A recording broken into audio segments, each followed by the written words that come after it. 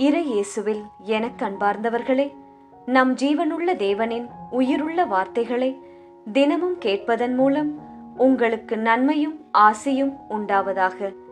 இன்றைக்கு நம் உள்ளத்தில் ஆண்டவர் பேச விரும்புகிற திருவசனம் ஹாபக்கூக் 2ஆம் அதிகாரம் 3-4 திருவசனங்கள். அது காலம் தாழ்த்தி வருவதாக தோன்றினால் எதிர்பார்த்து காத்திரு, அது நிறைவேறியே தீரும். காலம் தாழ்த்தாது. நேர்மையுடையவரோ தம் நம்பிக்கையினால் வாழ்வடைவர். இயேசுவில் எனதருமை நண்பர்களே, உங்கள் அனைவருக்கும் நம் இயேசுவின் அன்பை உரித்தாக்குகின்றேன். இன்றைய புனிதராம் புனித டோம்னிக் மறை பணியாளரிடம் நமக்காக இறையேசுவிடம் பரிந்து பேசி அவரின் மேலான இரக்கத்தை பெற்று தரும்படி ஒரு நிமிடம் செபித்துக் கொள்வோம் நண்பர்களே. இன்று ஆகஸ்ட் மாதம் 8ஆம் தேதி சனிக்கிழமை. இன்றைய நாளில் தங்கள் பிறந்த நாள் மற்றும் திருமண நாளை கொண்டாடும் அனைவரையும் இறையேசுவின் அன்பும் ஆசிர்வாதங்களும் நிறைவாய் சேரட்டும். தங்களுக்கு நெருக்கமானவர்களின் பிரிவால் வாடும் நபர்கள் இறையேசுவின் வியாகுல அன்னையின் ஆறுதல் போர்வையாய் மூட வேண்டுமாய் மனமாற ஜெபிக்கின்றேன். நண்பர்களே, எப்படி இருக்கின்றீர்கள்? சந்தோஷமாக இருக்கின்றீர்களா? குடும்ப காரியம், குழந்தைகள் விஷயம், வேலை காரியம் எல்லாம் எப்படி போய்கொண்டிருக்கின்றது? தினமும் தவறாமல் ஜெபிக்கிறீர்களா? காலையிலும் இரவிலும் ஜெபிக்க ஞாபகப்படுத்துகிறேன். ஒவ்வொரு நாளையும் நாம் ஜெபத்தோடுதான் தொடங்க வேண்டும், ஜெபத்தோடுதான் முடிக்க வேண்டும்.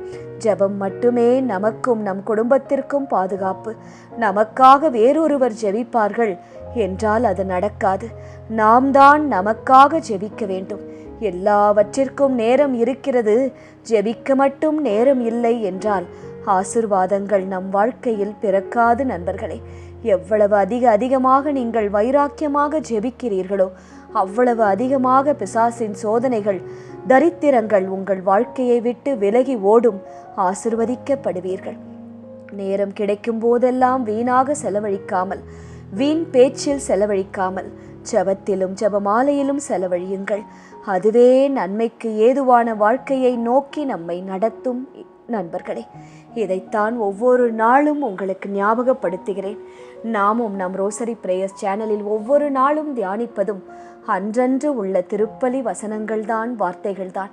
ஆகவே இதை கேட்பதன் மூலம் நிச்சயம் ஒரு திருப்பலி கண்ட அனுபவத்தையும் ஆசிர்வாதங்களையும் நீங்கள் பெறுவீர்கள் என்று விசுவசிக்கிறேன். நம் அனைவருக்காகவும் இயேசுவிடம் ஜெபிக்கின்றேன்.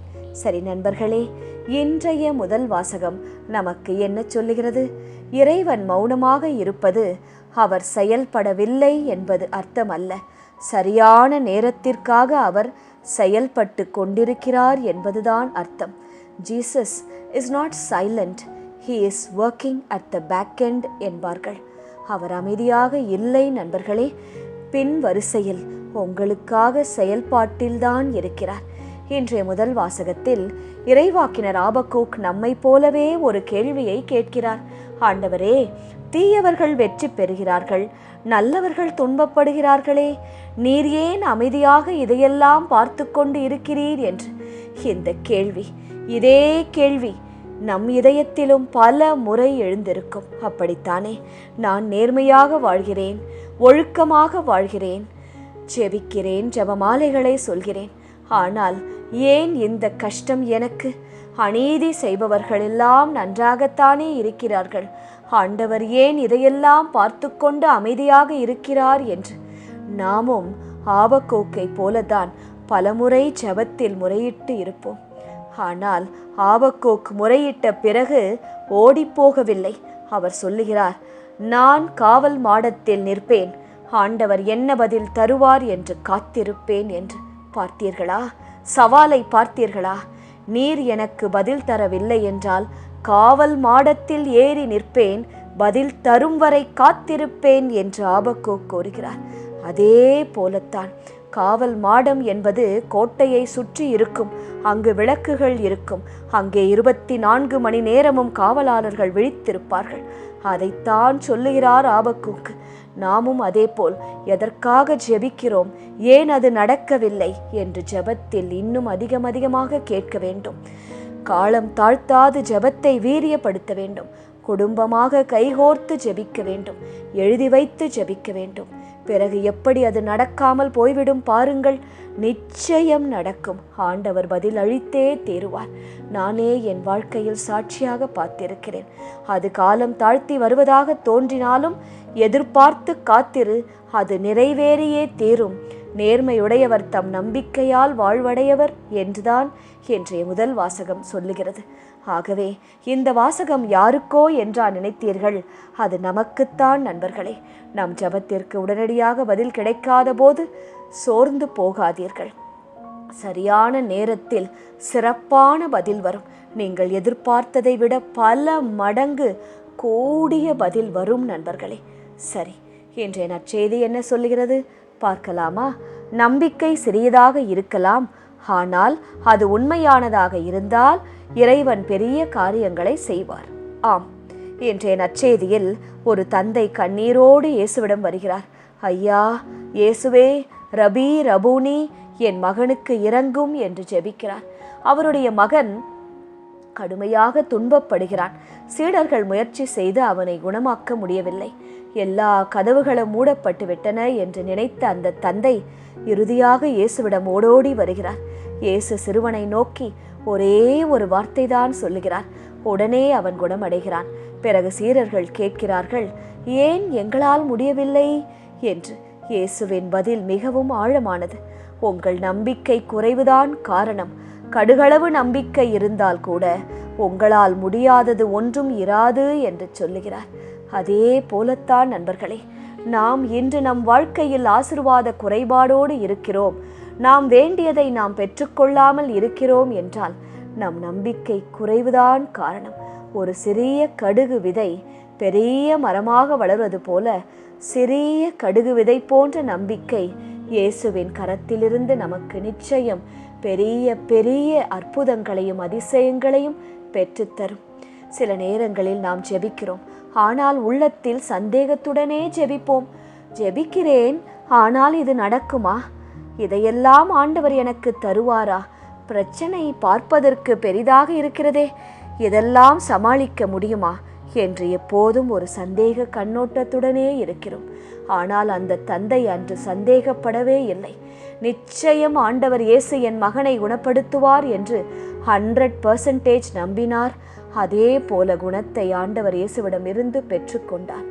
நாமும் அதே போல அந்த தந்தையை போல வைராகியம் கொண்டவர்களாய் ஜெபிக்கும் போது நிச்சயம் நம் வேண்டுதல்களுக்கும் பதில் வரும் நண்பர்களே. சரி, இன்றைய திருப்பாடல் வழி ஜெபிக்கலாமா? தயாராக இருக்கிறீர்களா? ஆண்டவரே இயேசுவே, உம்மை நாடி வருவோரே நீர் கைவிடவே மாட்டீர். நீர் ஒரு நாளும் மறக்க மாட்டீர், தள்ளிவிட மாட்டீர். அவர்களை அரவணைத்துக் கொள்வீர். அவர்களுடைய மன்றாட்டை கேட்பீர். அவர்களின் சோர்ந்து போன கண்களுக்கும் இதயங்களுக்கும் நீர் ஆறுதல் தருவீர். ஆண்டவர் அரியணையில் என்றென்றும் வீற்றிருக்கின்றீர். அந்த அரியணை நோக்கி என் கண்களை உயர்த்துகின்றேன். என் ஜெபத்திற்கு பதில்தாரும் இயேசுவே. நீதி வழங்குவதற்கென்று அவர் தம் அரியணையை அமைத்திருக்கின்றார். உலகிற்கு அவர் நீதியான தீர்ப்பு வழங்குவார். ஆண்டவரே இயேசுவே, என் வாழ்நாளில் நீர் எனக்கும் நீதியான தீர்ப்பு வழங்கி என் நற்செயல்களின் பொருட்டு, நான் செய்த எத்தனையோ நன்மையான காரியங்களின் பொருட்டு என்னை ஆசிர்வதிக்கும்படியாய் ஜெபிக்கின்றேன்.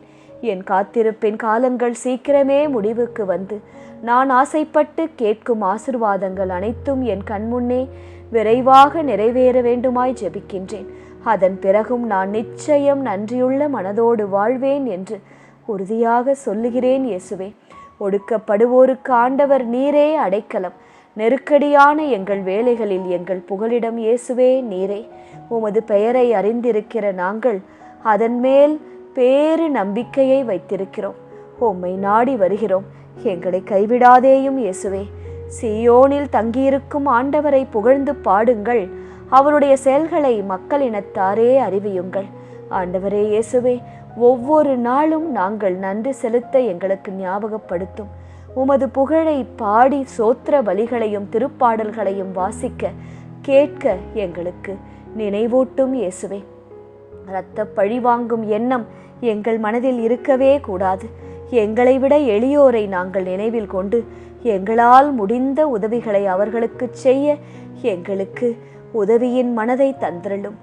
எங்களை மறவாத நல்ல ஆண்டவரே, எங்களை காப்பாற்றும் நல்ல நேசரே, இந்த நாளையும் உமது கரங்களில் ஒப்படைத்து பாதுகாத்து நடத்துவீர் என்ற விசுவாசத்துடன் இயேசுவே இந்த ஜெபத்தை அர்ப்பணிக்கிறோம். ஆமேன்.